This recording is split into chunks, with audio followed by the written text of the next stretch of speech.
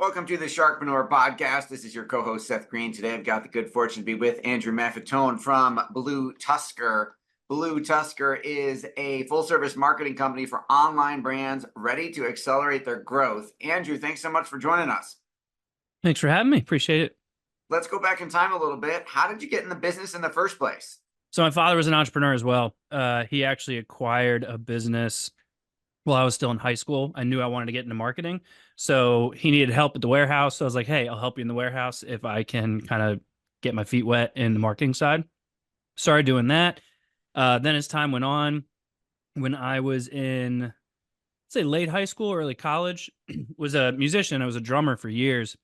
I was in a touring band, and we all had a job outside of being, a certain instrument we were playing.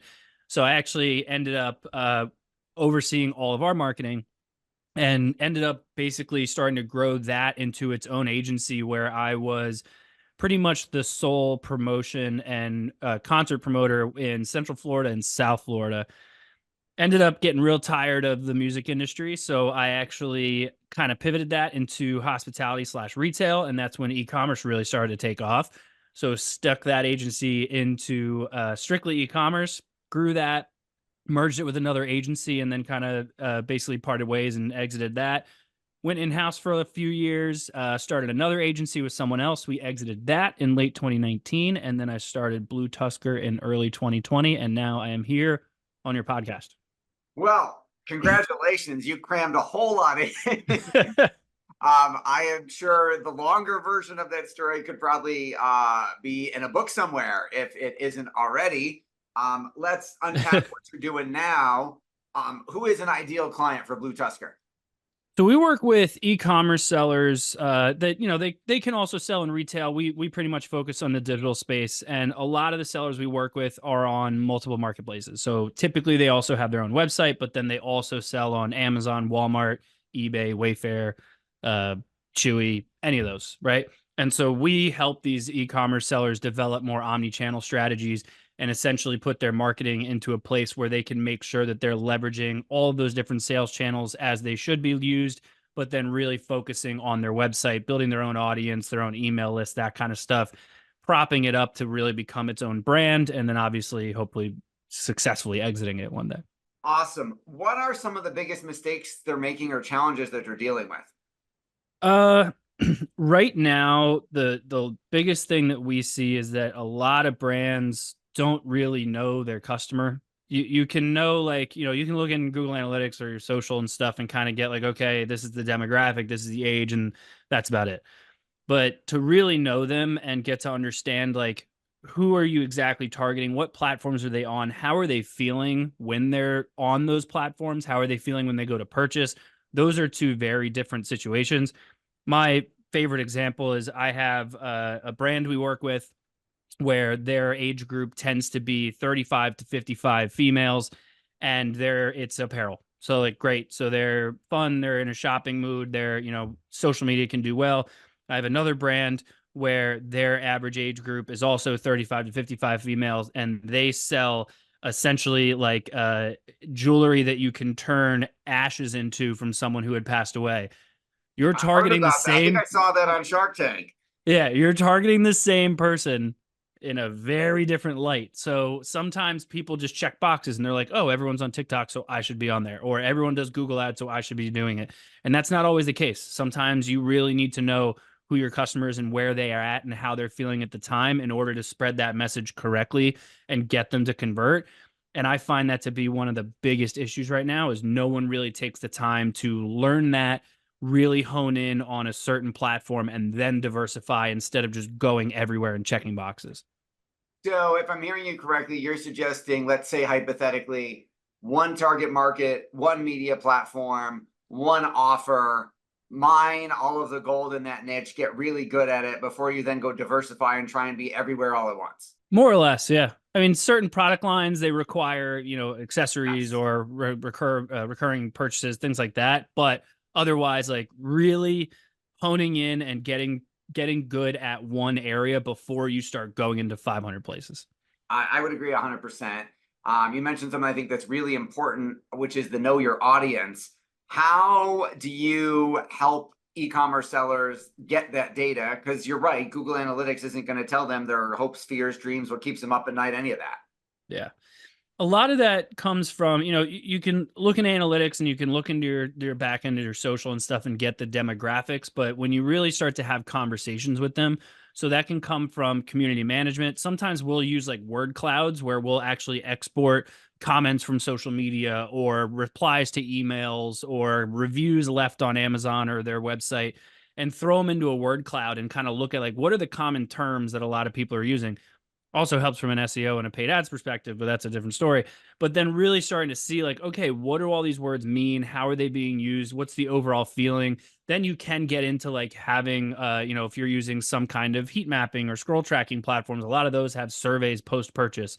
So you can ask them individual questions. And then it also comes down to a lot of times we'll figure out a little bit of market research where we'll go through and segment out certain parts of their audience and be like, hey, we'd love to give you a $50 gift card on your next purchase if you wouldn't mind giving us 20 minutes of your time, and then just asking them some questions and really starting to develop a more solidified customer profile, brand voice guideline, that kind of thing.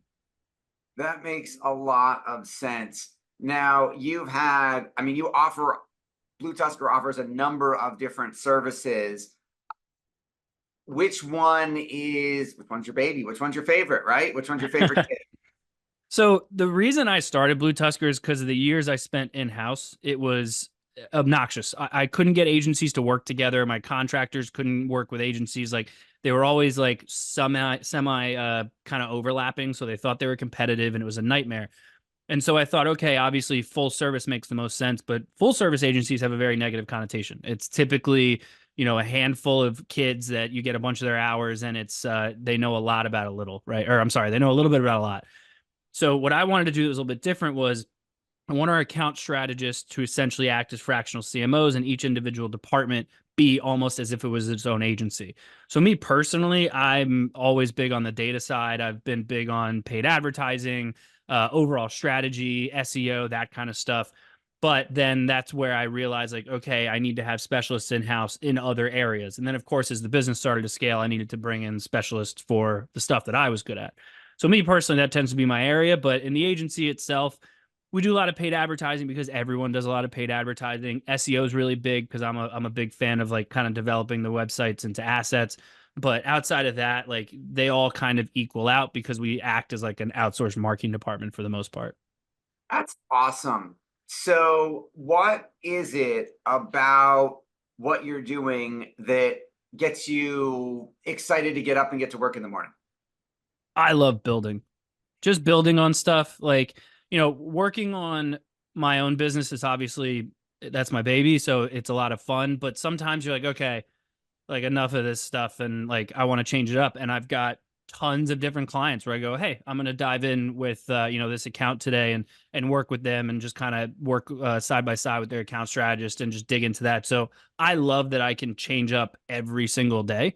And then doing stuff like this, getting to know, people on podcasts, kind of being able to keep my ear to the ground and see what's going on, what's working, what's not working. So really like just building on all of that and building my business as well as others at the same time is just, I love it. That's awesome. How are you bringing those e-commerce sellers in the door now? How are you attracting folks to you? We do a lot of content. When I first started the business, we barely had our website was barely up and I had already had blog posts written and that kind of stuff. I was already launching a podcast. Like I do a lot of content between blogs, videos, shorts and stuff on YouTube and Instagram and TikTok and all that. And then of course, blogs and webinars and podcasts and all that. So it's a lot of content, but typical agency and honestly typical of any business, if you've got a quality product, people just come. And so word of mouth, it tends to do the best with us. But otherwise it's just all the content that we're pushing out. Can you talk a little, you've built an incredible team. Can you talk a little bit about them?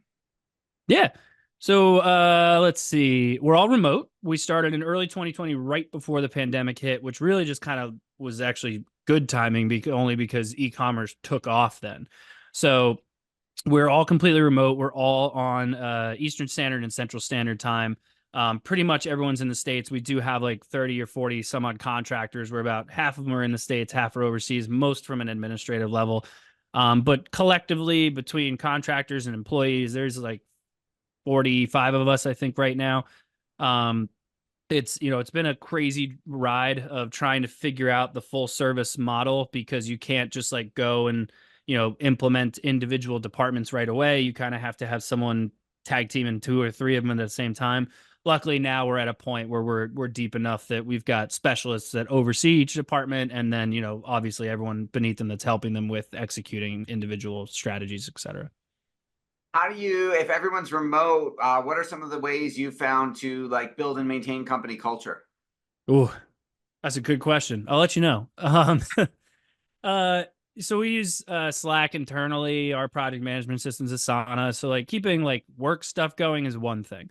Culture is tough, especially in marketing, because casual conversation and just kind of BSing with each other is what really kind of helps the creative juices flow.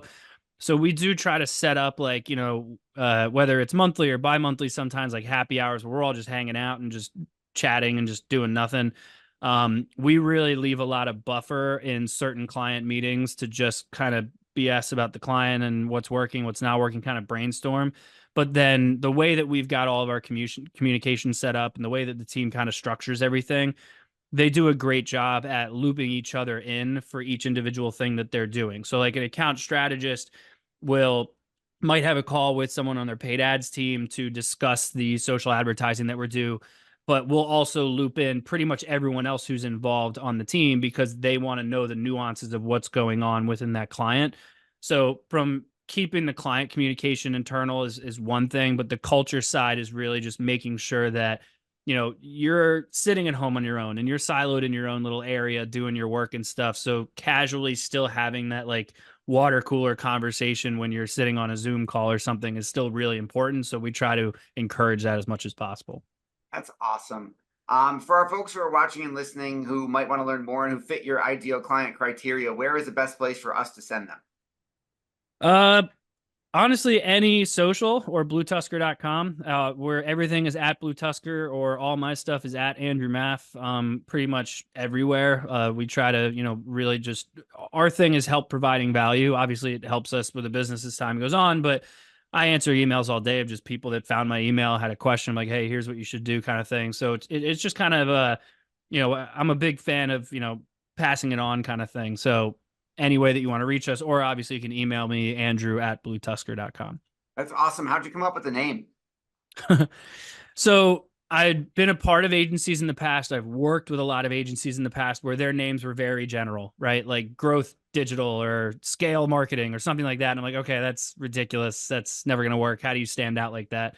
And so I wanted to just make up a name. And so I've always been a big fan of elephants. Around the time that I was starting the company and starting to think about the company, I had just lost my grandmother, who had elephants all over her house.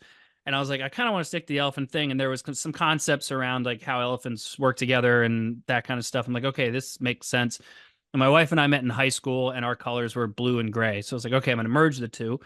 And then the company that acquired us from our prior agency, they had renamed right after I left, and they dropped the E in their name. And it wasn't exactly the most awesome experience. So I was like, out of spite, I'm also going to drop the E in my name. And so that's pretty much how we came up with it. Awesome. Well, we greatly appreciate you spending some of your time with us. This has been Seth Greene for Sharkpreneur with Andrew Maff of BlueTuskr. Andrew, thanks again for joining us.